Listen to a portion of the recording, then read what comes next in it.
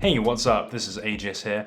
We're still here on the ACG hype, covering some mainline Nike releases. This was one of 3 shoes that came out this season from ACG. This one specifically, the Nike ACG Dog Mountain. Chunky, retro, ugly, dad sneakers, whatever you want to call them, are somewhat in vogue, what with the Balenciaga Triple S pretty much selling out whenever they're released, things like the Puma Thunder Spectra releasing and then selling out immediately, classics like the Raf Simons Oswego still being worn, and all those other kinds of things. And the ACG Dog Mountain is very much an addition to that kind of trend, albeit with Nike ACG's own twist on it, rather than borrowing too heavily from any of those other retro-inspired sneakers that are around at the moment. This draws much more heavily from vintage ACG and Nike's own history rather than those contemporary reinterpretations. So these come in at £85, or I believe $95 was the US retail price, so that's not too expensive considering a lot of the other things that I've reviewed on this channel, which gives it some points already. But let's check out exactly what kinds of things you get for that cash. The ACG Dog Mountain is not just a chunky shoe, but one infused with some genuine hiking performance and credentials, and that starts with the name. The Dog Mountain refers to a couple of trails both in the US and Canada. The outsole, of course, is a key part of performance, and the Dog Mountain has that covered there. There's a mix of sawtooth, these little square grips and little spikes as well, so I'm sure grip on any kind of surface is going to be pretty good. You'll also notice there's these blue inlaid sections and a nice pink ACG logo as well, which make it look quite playful, and it's quite a nice little touch considering you're not actually going to see it a lot of the time, although you'll notice that that ACG logo is backwards, so that when you're leaving trails in the dust or the mud or whatever, people are actually going to be able to see that ACG logo in its correct orientation. So that's quite a cool little feature that they've thought up there. The midsole continues that spiked grip on the front and the back and comes with ACG branding and all conditions gear text on it for a little bit of extra detail. On the sides is probably my favorite part of the midsole. You've got this really cool wavy ripply texture that kind of reminds me of those geographical maps that show height on them. I wouldn't be surprised if that was a conscious reference. And on the outside edge of the midsole there's ACG text in a nice bold pink color. I think it's quite cool. It's a nice combination having it so bold but also having it lowercase. Again, that's a very retro, very fun, playful thing to do. And it's also quite rare to have text written on the midsole like that, so it makes it a little bit unique. And just above that midsole going all the way around, there is a black speckled section, although it's not really that noticeable. Onto the upper now, most of it is suede with some little mesh bits for ventilation, mostly over the toe box. It's a very different construction to Flyknit, and therefore most of the shoes that I've reviewed on this channel today, it's very much a traditionally crafted sneaker. But that chunkiness is certainly welcome here, and it's going to provide a lot more lateral support than any of those Flyknit shoes would do.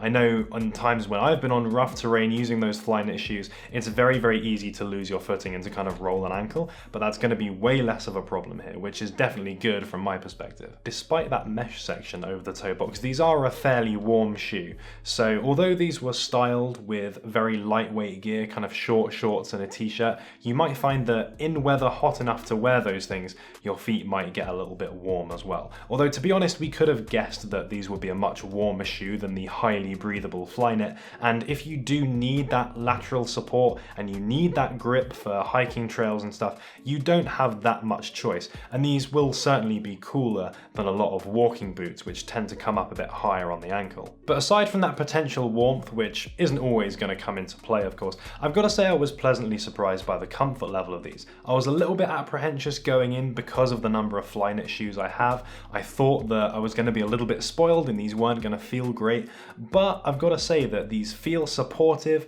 they feel not too tight, which is good for a shoe like this. So I'd say that true to size, which has a little bit of play but isn't too big or too roomy, is the one to go for here. If you need that tighter performance, if you are going to be using these for trails or anything, then you can do the laces up quite nice and tightly, and even if you choose not to do the laces up, they have these little rubber grommets in the end holes for the laces, which help helps to stop them pulling loose. So even then, you're going to hopefully get quite a nice fit out of these. There's a few other cool elements on here. Around the toe box, there's a few little recessed dots. These actually have 3M inside. So if you're using them at night, then you're going to be a little bit reflective, although obviously you'll still need something else to properly be seen. It's better than nothing. Something that I thought was really cool is the detailing on the swoosh. It's not just a single color, but it's made up of these nice multicolored threads running through it, which gives it a really nice vibrance, and it's very interesting to look at up close. And you wouldn't necessarily see that at a first glance. On the back, there's a nice chunky orange pull tab with an ACG logo on,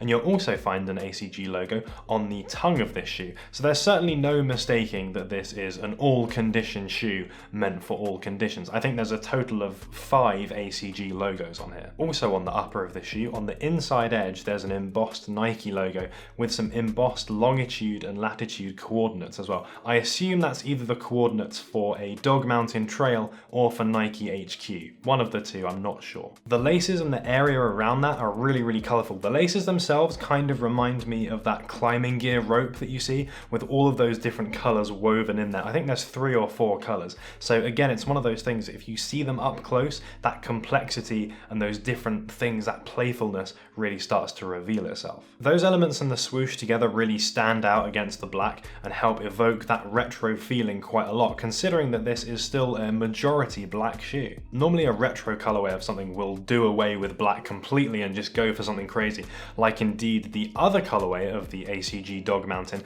has this very, very vibrant kind of aquamarine jade sort of color. But these ones strike a bit of a balance between being a wearable black and having enough cool, colorful detailing to make this very obviously a vintage inspired hiking shoe. So it's safe to say that there's a lot of different features on this shoe that are worth looking at and appreciating up close. But what do I think about the shoe overall?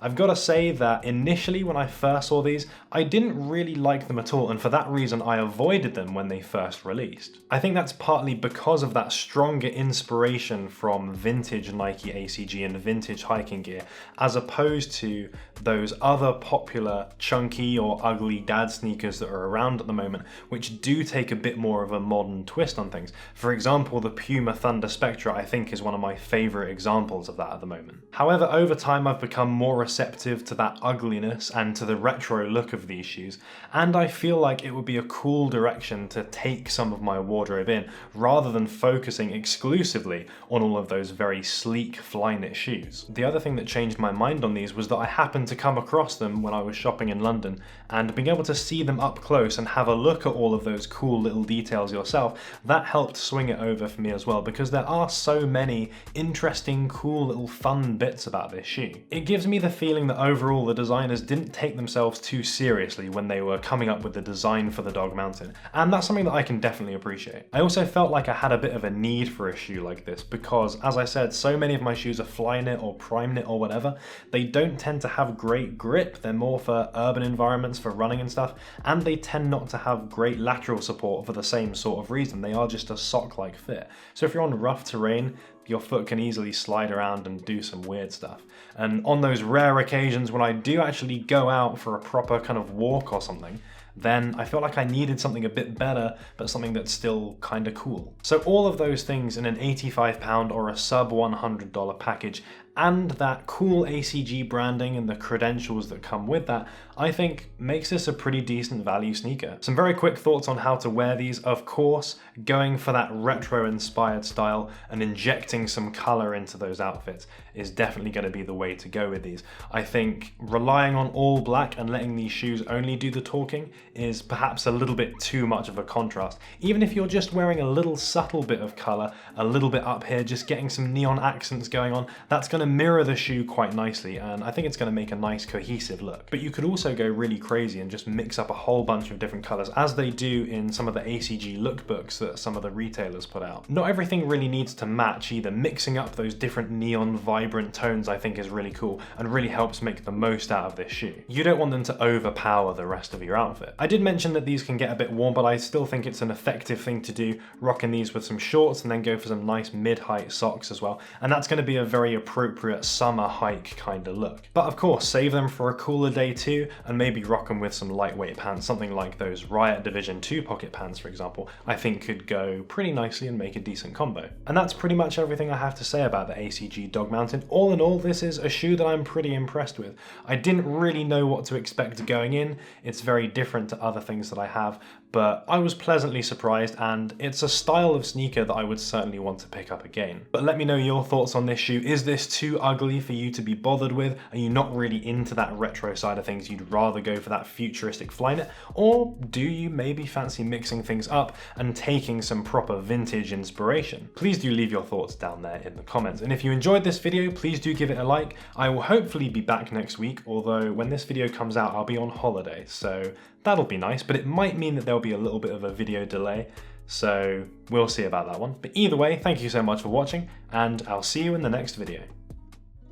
Shout out to Max Fail. I will of course be doing more affordable techwear stuff in the future. I don't have anything specific lined up, but I'm going to do some more roundup type things, and they will of course include some affordable options in there. Like a belt or accessories type video, I'll include a whole spectrum of budgets in that one. Shout out Eric the Greek. 2018, year of the thick boys, you heard it here first.